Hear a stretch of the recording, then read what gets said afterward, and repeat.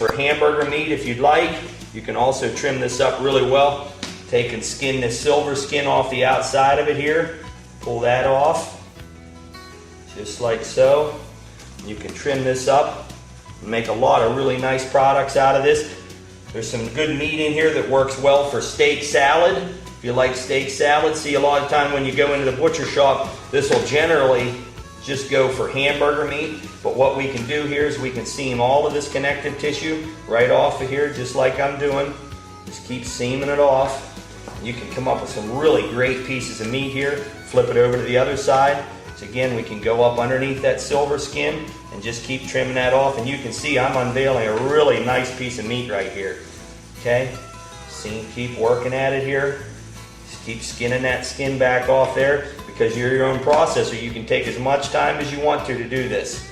Trim that right back. And it also depends on what your family uses the most of.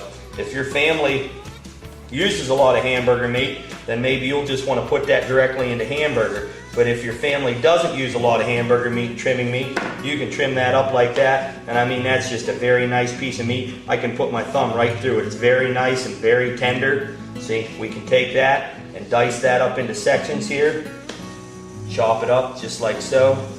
And we can make some really great stir-fry meat here, or meat that'll work excellent for steak salads. Okay, now we're ready to move on to the other three sections of the hind quarter. Now what we have here in my hand now is the sirloin tip. Okay, now a lot of times they call this tri-tip, peeled knuckles. There's a lot of different names for it. But what we're going to do here is right on the top of it here, we've got a loose flappy piece of meat here. This is the cap. And we're going to take that cap and just bring it right off there. And then here again, now normally in a packing plant environment, this piece of meat right here would go straight into your hamburger. That's why a lot of times when you go and you get your deer cut up, you say, boy, oh boy, you know, it seems like I get very little steaks and very little usable meat, and I have all this hamburger left over. This right here is the reason why, because the commercial packer can't take the time to trim up little individual pieces like this, whereas you being your own processor, you can take your time and trim these up. Here again, we'll take that right there, trim that off there, dice that up into really nice little tender chunks of meat here, set that off to the side. We can do the same thing here. We can trim this all up, seam it all apart, take all this silver skin off of here, just like so, work our way right down along it, trim all that off. And as I said before, it depends on how much burger meat and ground products that your family wants. If you want to make a lot of beef sticks or a lot of different smoked products, venison sticks, you can go ahead and throw this right into hamburger if you want to make a lot of those type products. But if you don't like a lot of grinding meat, then go ahead and seam it apart like I'm showing you here. You can dice it up just like this, and then you can have those tender tips that we talked about. Or you can even slice it really thin, some of these pieces, and use them for jerky meat. Okay, now here's the rest of the tri-tip. What we're going to do here with this, we're going to go ahead and take off all these loose little chunks of flappy meat here. We're going to take those right off of there. Okay, they're not going to, they won't hold in there, they won't stay in there. If we're going to make a roast or something of that nature, they're not going to stay connected here. So you can see how they're just kind of loose on there. So we're just going to go ahead and trim those right off. And then here again, we can take the silver skin off here if you so choose. Just go ahead and skin that silver skin back. You can make more steak salad pieces, more stir meat, more canning product, whatever you'd like to do there. Just keep seaming this apart, just like so. And work your way through all of these different items, dice them up. There you go, it's a really nice product. Put that over there. Okay, now, there's a lot of different things that you can do with this tip. We can take this tip right here and we can leave it just as it is, trim it up a little bit more, square it up on the ends, okay, and we can leave this for a roast. We can go ahead and put this in the freezer for a little bit, temper it down, slice it very thin and make jerky out of this. There's a lot of different things you can do with it. You can slice it into steaks and then use it for marinated steaks. We'll just go ahead and keep trimming off any loose meat that's around the outside of it here until we get it trimmed down to where we want. And as you're trimming products off there, you know, as I said before, you can use whatever you want to use for whatever application your family uses. This piece right here, I just took it off of there. Okay, now my family uses a lot of steak salad type meat, so that right there will work well. I'll just trim off any trimmings that are on the outside of it, just like that. And then I'll just go ahead and dice that up for for steak salad and beef tip type meat. Okay, take that piece there off, set it there, and then I've still got my trimming section over here. Okay, now what we can do here is just trim the outside of this tip up really well. Take any connective tissue off of there that we don't want, put it off to the side here. Okay, trim this silver skin up, just like so. This off. Just keep seaming this silver off of here, just like that. We trim all that off of there, okay, because it doesn't chew well when it's in a steak. Okay, and now we can take our 8-inch butcher knife, okay, and we can square it up on the end here, just like so. Take that piece right there, dice that up for more tender tips. Okay, it's a very nice piece of meat. Set it off to the side, okay, and then we can go ahead and cut our steaks. You can cut them as thick as you want. If you want steaks about a 1/2 inch thick, see, that makes a really nice steak. Then you can take and marinate those or season them, whatever you want. Okay. There's another nice steak. We can cut that in half. Have 2 steaks just like so. Okay.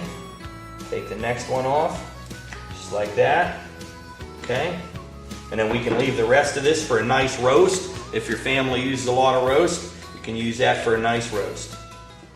Now, of all the sections in the hind quarter, the top round is probably your most tender cut. So it's the cut that you'll usually want to use for steaks, this piece as well as the tri-tip. You can also use your fork here to keep a good separation between your fingers and the steak meat in case you want to do some very, very thin cuts. This works very, very well for that. If you want to slice it down extremely thin, like for chip steak or beef jerky, venison jerky, very well for that. You can slice that down almost paper thin using that fork, and that right there will work very, very well for jerky or for chip steak. Okay, we'll put these off to the side. The rest of this you can use for a roast, you can use it for chip steak, you can use it for jerky, or you can just slice it the whole way down for steaks, whatever you're interested in. We'll set that off to the side, and then we'll go to work on the bottom round. Okay, now right out here in the lower section of the bottom round, you're going to find what is actually the sirloin butt. This is where your sirloin steaks would typically come from.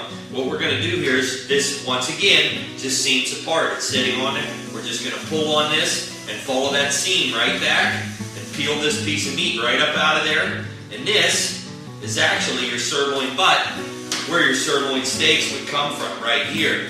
Now, because a deer is a much smaller animal than a beef is, it's very hard to get sirloin steaks out of this that would emulate anything that you find in a beef. It'd be very hard to get out of this small section. So what we'll do with this, now if this was an elk or a moose or a caribou, a much larger wild game animal, then it would be possible to cut sirloin steaks out of here. Or you may do so yourself.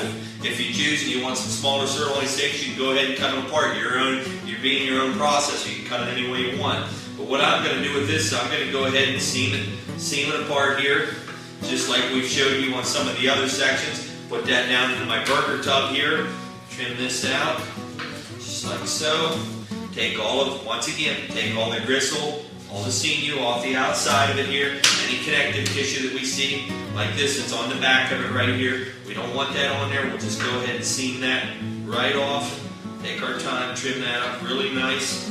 We've got a very nice cut of meat right there that we can go ahead and we can dice that up into stir fry. You can use it for a small roast, or if you'd like to, you can take your butcher knife here and just go ahead and cut it down into steaks. It's a nice piece right there that I can use for stir fry. I'll put that right over there. And you can just go ahead and cut that right down for steaks. It'll make very small steaks here. You can use your fork, game fork in there. Cut that right down. You can come up with some really nice sirloin steaks there. Right down through. Oh, it's a very nice cut of meat. Very nice. Right off of there. Very nice product. Okay, and then we can marinate those, season them, do them plain, however you'd like. We'll set those off the side here. Lay that other section right beside it. We'll go back to the bottom and the eye around. Now what we're going to do here, we'll go ahead, once again, we're following the exact same procedures. We're going to trim off any loose meat here, like this little section of fat here. We don't want that in there. We'll put that in our garbage pile. Set that over there. And then what we're going to do here is we're going to go ahead and seam this eye around right out of there. You can see it.